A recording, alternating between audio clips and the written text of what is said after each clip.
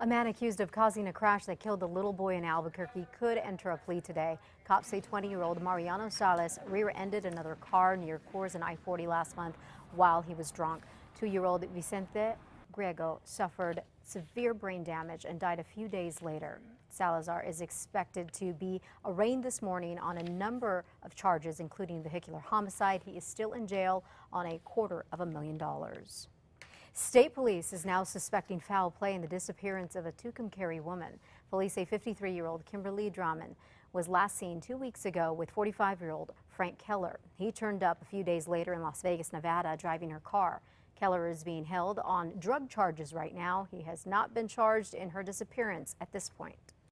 A juvenile probation officer is off the job this morning because investigators say he had drugs in his patrol car.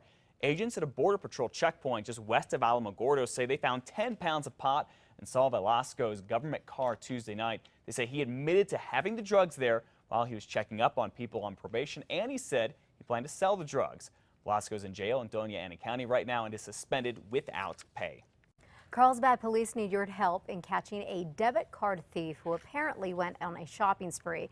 Here is the suspect who was caught on surveillance video. Check it out. This was back in the 17th of August. Cops say he took the debit card from a car, then headed straight for a Walgreens to do some shopping. Now, if you recognize this guy, you're asked to call the Eddy County Crime Stoppers.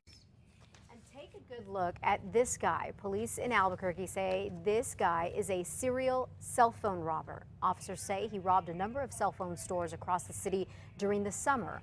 Crime Stoppers is offering a $1,000 reward for information leading to his arrest.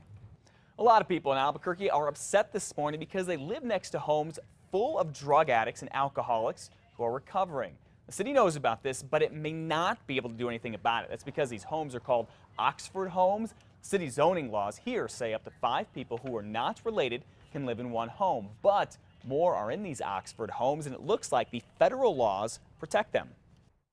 We just want guidance. We need to know that when we go out and enforce a law, that the code enforcement officers are properly doing it.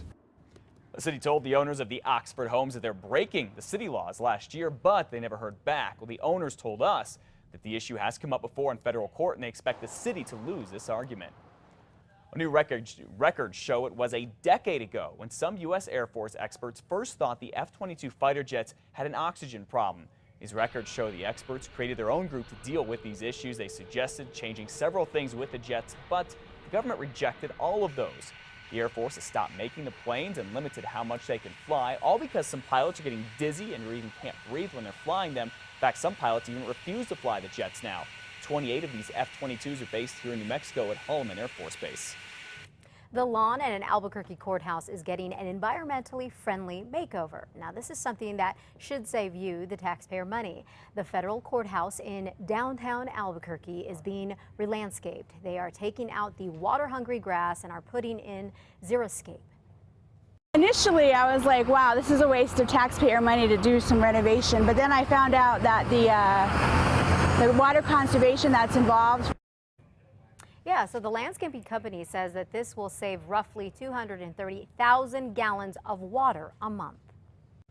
All right, after coming off a big win with a rival team, the Lobos are back at home at University Stadium in Albuquerque this weekend. And with 2 wins this early in the season, that hasn't happened in the last 3 years. A lot of students and fans are just waiting to cheer the team on in person. News 13's David Romero is live at UNM Stadium, where thousands of fans have already gotten their tickets for the game. So David, we want to know, any tickets left for this big game?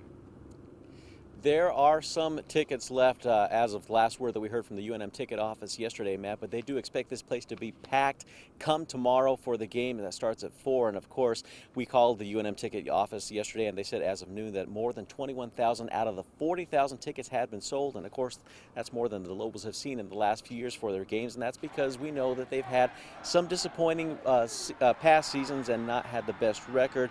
But with 2 wins under their belt currently, one against their biggest rivals, that's against the New Mexico State Aggies. Fans are starting to show their Lobo pride and cheer up for the team once again. And Saturday won't be too easy for the guys.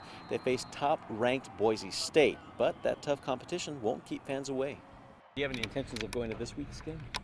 Yes, I do, but I'm actually working, so I would love to go to this week's game, but I have to work, so it should be a very good conference game. could be a big game for UNM. They're winning, which is good.